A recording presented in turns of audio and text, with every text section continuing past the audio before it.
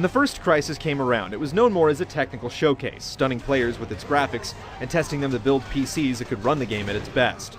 Crytek's latest challenge is twofold, as Crysis 2 aims to bring a similar visual punch to multiple platforms while making the gameplay more memorable than the imagery.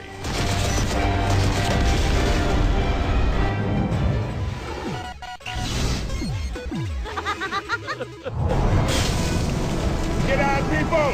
Back up! Abandon ship! Repeat, abandon ship!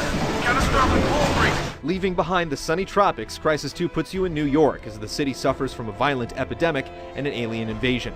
You play as a Marine named Alcatraz, rescued from a surprise attack by Prophet, who appears to be the last surviving nanosuit soldier. Prophet gives you his suit, which results in some instances of mistaken identity, and tasks you with tracking down a scientist named Gould. Get the hell off! Listen up, Marines. Time to go get this Dr. Gould. Get your asses forward. Get scuba gear on. As you progress, you'll learn more about the epidemic, the squid-like aliens known as the Ceph, and the suit itself. While there are references to the first game, you never get a full picture of what's happened in between the two installments. There's little to attach you to the lead characters, and throughout the campaign, it feels like you're simply trading one voice barking orders at you for another. However, the impact of the game's cataclysmic premise hits home as you witness the desperation of infected civilians. That's my wife in there, you bastard! You let me in! You let me in with her!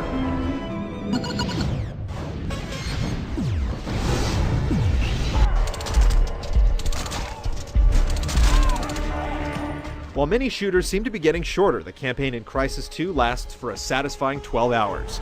It doesn't wear you down despite its length, as the pacing provides ample moments to breathe between firefights. It's Chino, man! Remember me? New York City may not offer quite as much freedom as the wide landscapes of the original Crysis, but the urban environment provides plenty of vertical depth for the maps, with multiple options to approach different situations. Vehicles play a lesser role, and while there are a few short driving runs, hopping behind the wheel won't get you very far in most cases. As you scavenge for new guns, you'll find variations with attachments like scopes and silencers, which are then permanently unlocked for that class, making it easy to customize your arsenal. There are some fun fantasy weapons too, including the K-Volt submachine gun that fires bolts of electricity, the Swarm multi-rocket launcher, and the Mike, which blasts out microwaves to cook the squids right in their suits. The nanosuit itself is upgradable, letting you access new abilities by collecting alien tissue samples. Some of these upgrades simply make your base powers more effective, while others grant you special capabilities, like letting you see bullet tracers or allowing you to track enemies on the move. Given the huge quantities of resources needed to unlock all the powers, though, you'll want to hunt down as many Ceph as you can. Multiplayer progression doesn't venture far from the norm. You'll rank up, spend XP on equipment, complete challenges, and reboot to roll your progression over for bragging rights, Call of Duty style. Crysis 2 has its own take on kill streaks with map-specific bonuses that let you do things like jam enemy nanosuits or call in orbital strikes. You can create your own loadouts, including weapon choices and suit abilities, many of which are unique to multiplayer, letting you reload faster, carry more ammo, and so on.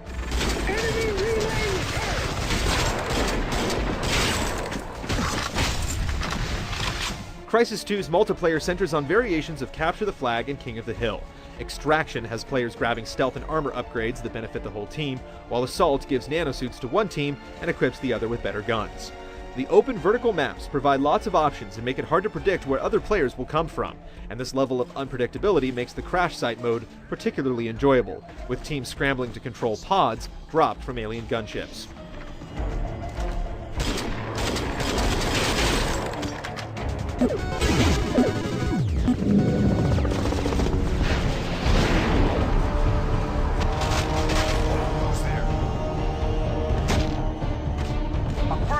The nanosuit has been streamlined for Crysis 2, making many of its abilities feel more natural. Speed kicks in automatically when you sprint, and similarly, power activates when you hold the jump or melee buttons. Meanwhile, armor and stealth abilities are right at your fingertips. Suit's amazing bioweapon. Whoever runs around town in that thing, he is just red in the body. Crysis 2 provides a much more physical sense of interaction, with moves reminiscent of Mirror's Edge. There's a slick ledge grab to climb buildings, and you can slide under obstacles or into enemies. You can throw objects at opponents, grab and choke an enemy, or kick a car to crush someone taking cover on the other side. It's fun to experiment, and if you can master the timing, an unlockable air stomp even lets you crash down on enemies from above. stealth plays a big role in the game as well, and the energy your cloaking ability uses is relative to the amount of strain you put on it. The faster you move, the faster you'll consume energy, and firing while cloaked can empty your power and expose you completely, making it essential to quickly cloak and decloak if you want to snipe undetected. You can also sneak up on enemies and execute stealth kills while cloaked, just be sure no one's watching. The last important bit in your arsenal is the tactical visor, which lets you survey an area to highlight weapons, ammo, and enemies, painting targets to keep an eye on them in the normal view. The visor also highlights strategic options in yellow, showing you where you can flank or climb, and whenever such options are available, the nanosuit alerts you so you don't neglect this valuable tactical tool. Making use of these techniques is critical in Crysis 2, as the AI relentlessly tracks and surrounds you. Like in the first game, getting sloppy in a situation can result in soldiers firing flares to call in backup, and agile alien soldiers prefer to surprise you from above or behind. Some of your later opponents also have devices that can see you while cloaked or drain your nanosuit's power. There are also rare, unfortunate moments where the AI can get a little buggy, resulting in enemies that get stuck in the environment or run around in circles.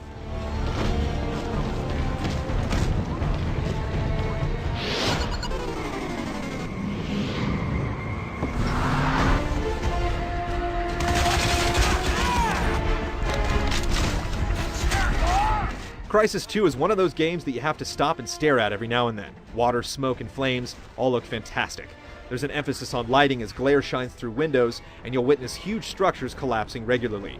Characters look more natural than the leather-faced protagonists of the first game, although some do look better than others. We're gonna be dropping this guy out the back of this VTOL. You're gonna what? While the game certainly looks best on PC, the console versions aren't far behind. However, PC players who grew accustomed to digging deep to tweak specific graphic settings in the first Crysis may be surprised to find nothing but bare-bones options in Crysis 2. The game's drama is cemented by a strong soundtrack which can be enjoyed at your leisure as you unlock songs after each level.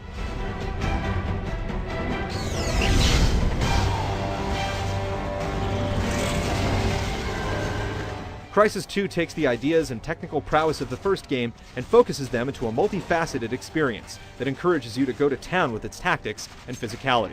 The nanosuit is what defines the Crysis 2 experience, and once you get familiar with its features, it feels as natural as a second skin.